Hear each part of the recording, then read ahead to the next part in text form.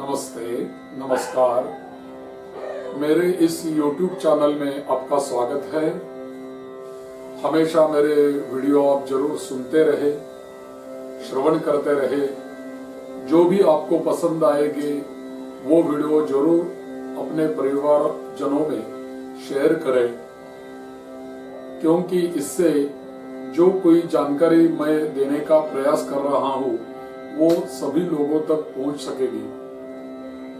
अभी ऐसा है कि हम वास्तु शांति हमारे घर की करवाते हैं, लेकिन वास्तु शांति जो होती है, जो वास्तु पुरुष होता है, वो वास्तु पुरुष वैसे तो शिव जी का अंश है, यानी भगवान श्री भवानी शंकर महारुद्र का वो अंश होता है। क्योंकि भगवान शिव जी के शरीर से निकले हुए पसीने से वास्तुस्पति की निर्मित हो गई है, और वो भी निर्मित भूमि के ऊपर हुई है। इसीलिए वास्तुस्पति तो रुद्रांश होता है। इसीलिए हमारे घर में यदि हम रुद्र पूजा करेंगे, रुद्र पाठ करेंगे, शिव जी की पूजा करेंगे, शिव जी का कोई अर्चन करेंगे, शिव जी का कोई अभिषेक करवाएंगे, तो अपने आप वास्तु पुरुष को भी पुष्टि मिल जाती है, वास्तुस्पति को भी आनंद हो जाता है। क्योंकि वास्तुस्पति का स्वामी भगवान शिव जी यानी शिव शंकर है, महादेव जी है। तो जब महादेव की सेवा, रुद्र की सेवा हमारे घर में होती है तो अपने आप वास्तुस्पति को बल मिलता है। और भी रुद्र जाप का बड़ा ही महत्व है। हमारा जो कुल दैवत होता है उसकी उपासना हमारे घर में होनी चाहिए। यदि हम वास्तु शांति करेंगे तो वास्तु शांति के बाद हमारे यहाँ कोई ना कोई तो मंगल पूजा या मंगल पाठ या मंगल होम होना चाहिए। जैसे कि वास्तु शांति के बाद हमारे कुल देवी देवता की हम पूजा कर सकते हैं। यदि कुल देवी के लिए हम चंडी पाठ कर सकते हैं। यदि गणेश जी आपको पसंद हो तो गणेश यज्ञ करवा सकते हैं, गणेश याग कर सकते हैं। यदि हमारा कुल दैवत कोई भवानी शंकर महारुद्र हो या खंडोबा हो या ज्योतिबा हो तो उनके लिए हम रुद्र जाप हमारे वास्तु में हम करवा सकते हैं। यदि हमारे वास्तु शांति के बाद हर साल में एक बार तो चंडी जाप होना चाहिए, चंडी सप्तशती का पारायण हमारे घर में होना चाहिए। उस चंडी पारायण से कुल देवते का आशीर्वाद हमारे कुल के ऊपर, हमारे वास्तु के ऊपर हमेशा बना रहता है। हमारे यहाँ वैशिष्ट ऐसा भी है कि खाली कुल देवी नहीं है, उसके साथ कुल देव भी होता है। तो कुल देव जो होता है उसकी भी सेवा करना हमारे यहाँ वास्तु हमारे घर में, हमारे वास्तु में करना उचित रहता है। क्योंकि कुल देव और कुल देवी के आशीर्वाद से हमारे बहुत सारे काम पूरे हो सकते हैं। या तो हमारे कोई कार्य में कोई विघ्न हो, यदि हमें कोई दिशा न मिलती हो, कोई कार्य हम कैसे करें इसके ऊपर हमें कोई सुझाव नहीं मिल रहा, तो हम यदि कुल देवता की प्रार्थना करेंगे तो कुल देवता के आशीर्वाद से हमारे कार्यों को अच्छी दिशा भी मिल सकती है, अच्छा सुझाव भी मिल सकता है और कार्य में यश भी मिल सकता है। यदि हम कुल देवता की कोई सेवा हमारे घर में नहीं करेंगे तो हमारा वास्तुस्पति यानी वास्तु पुरुष भी असंतुष्ट रहेगा। तो वास्तुस्पति को प्रसन्न रहने के लिए, प्रसन्न रखने के लिए हमारे घर में कुल देवी और कुल देव की उपासना होना तो उचित है। देखो ऐसा है कि हमारे शास्त्रों में 4 देवताएं आती है जिनको बोलते हैं गणपति चतुष्टय। यानी एक होता है गणेश जी, दूसरे होते हैं दुर्गा, तीसरा होता है क्षेत्रपाल और चौथा होता है वास्तुस्पति। हम जो ग्रह मंडल बनवाते हैं वास्तु शांति के दिन और ग्रह मंडलों में ग्रहों की पूजा करते हैं, दिक्पालों की पूजा करते हैं, उसके बाद हम ये चारों देवताओं के साथ 2 और भी देवता उनके साथ लेते हैं। आकाश और अश्विनी कुमार की भी पूजा उसमें रहती है। गणपतिं दुर्गां क्षेत्रपालं वास्तुस्पतिं ये सभी देवताओं की पूजा तो उसमें रहेगी। इन देवताओं को हमारे यहाँ बोलते हैं क्रतु साधगुण्य का देवता, यानी जो भी हम कर्म करेंगे उसका वो दुगना फल देने वाले ये देवता है। जैसे कि हम यदि सत्यनारायण जी की पूजा करेंगे तो सत्यनारायण जी की पूजा से पहले हम नवग्रहों की पूजा करते हैं, दिक्पालों की पूजा करते हैं। वो दिक्पालों की पूजा के साथ और नवग्रहों की पूजा के साथ ये चारों देवताओं की पूजा का भी विधान है। गणपति, दुर्गा, क्षेत्रपाल और वास्तुपति, यानी हमारे घर में जो भी पूजा रहेगी, जो भी यज्ञ रहेगा, उस यज्ञ में, उस पूजा में वास्तुपति को स्थान देना ही पड़ेगा। क्योंकि वास्तुपति जो हम कर्म करेंगे उसका फल जितना हमें मिलेगा उसमें दुगुना करके देने वाला है वास्तुपति। तो इसीलिए गणपति, दुर्गा, क्षेत्रपाल, गणपति यानी सभी विघ्नों का नाश करने वाला और हमें यश देने वाला, हमारे मन की कामनाओं को पूर्ण करने वाला, और दूसरा ये भी है कि दर्शन मात्रे मन कामना पूर्ति, हमारे मन की सभी कामनाएं गणेश जी की कृपा से, आशीर्वाद से पूरी हो सकती है। और अच्छी बुद्धि, अच्छा विचार भी गणेश जी से मिलता है। तो इसीलिए गणेश जी है। दुर्गा यानी आदि शक्ति है, हमारी कुल देवी है। कुल देवी के आशीर्वाद से भी हमारा कर्म वृद्धिंगत हो जाता है, और इसीलिए कुल देवता की सेवा हमारे घर में होनी ही चाहिए। बाकी देवताओं का हम यदि पूजा करेंगे न करेंगे, हवन करेंगे न करवाएंगे, लेकिन कुल देवता का हवन, पूजा, जाप होना ही चाहिए। इसलिए हर घर में कुल देवता की सेवा के लिए चंडी जाप होना उचित है, चंडी पारायण होना उचित है। इसी चंडी पारायण से हमारी कुल देवी हमेशा संतुष्ट रहेगी, हमेशा उसका आशीर्वाद बना रहेगा। हमेशा चंडी जाप से उसका सानिध्य हमारे वास्तु को प्राप्त हो जाएगा, हमारे सभी परिवारजनों को प्राप्त हो जाएगा, हमारे कुटुंब को प्राप्त हो जाएगा। इसलिए हमारे वास्तु में चंडी जाप होना उचित है। दूसरा ये कारण भी है, चंडी जाप हम करते हैं तो चंडी जाप ये पूरा वीर रस चारित्र्य भगवती आदि शक्ति का है। निगेटिव जो शक्ति होती है, या तो असुरी शक्ति होती है, जैसे कि महिषासुर है, जैसे कि चंड मुंड है, जैसे शुंभ निशुंभ है।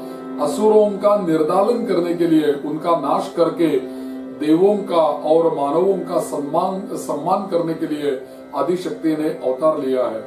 और युद्ध का वर्णन पूरे पारायण में आता है। इसलिए अपने आप हमारे वास्तु में वीर रस हमेशा बना रहता है। हमारी जो अगली पीढ़ियां होती है उनको भी वीर रस प्राप्त हो जाता है।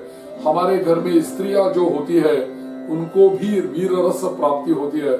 हमारे वास्तु में से डर निकल जाता है, किसी का भी डर नहीं रहता, नहीं किसी का डर, जैसे चंडी जाप से हमें हमेशा मिलता है।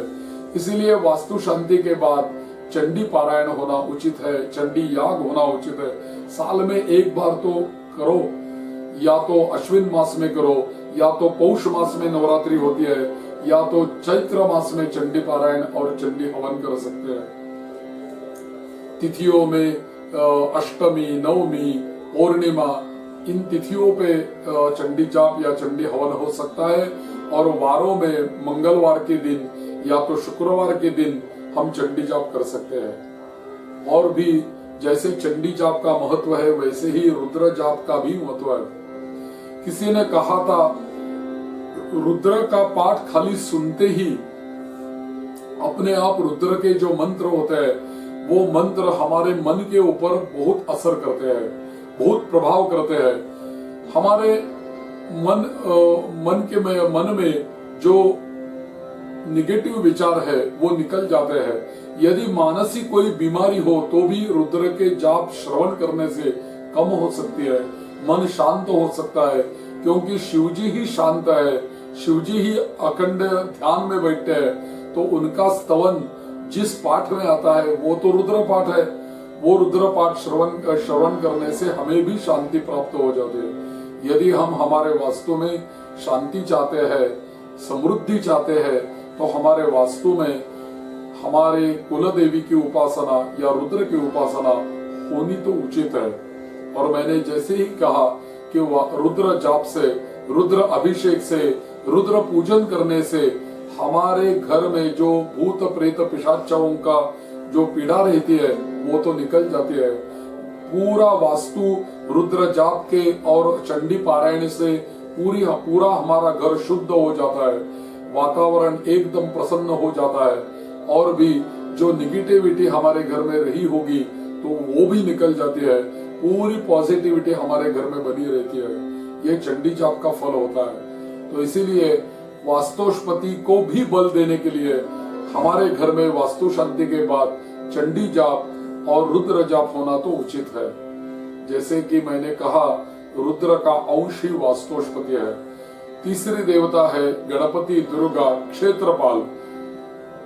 हर पूजा में क्षेत्रपाल का भी स्थान होता है। सत्यनारायण की पूजा में भी क्षेत्रपाल का पूजन होता है। यदि हम वास्तु शांति या कोई यज्ञ करेंगे तो उसमें क्षेत्रपाल के लिए बलि दिया जाता है। बलि यानी दही भात उसको भोग में दिया जाता है, और भी एक दिया देते हैं हम। तो क्षेत्रपाल की भी प्रसन्नता हमारे ओर होनी चाहिए। क्षेत्रपाल यानी कौन?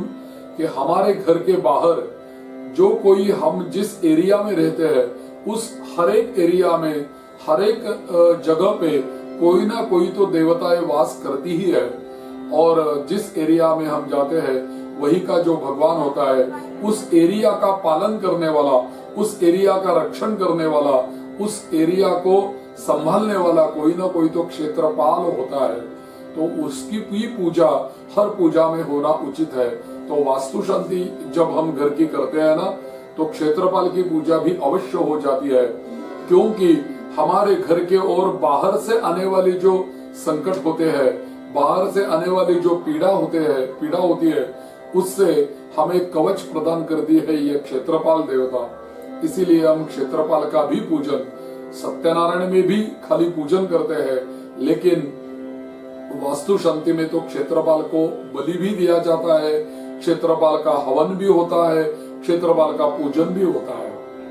तो गणपति, दुर्गा, क्षेत्रपाल या और चौथी देवता है हमारे वास्तुस्पति।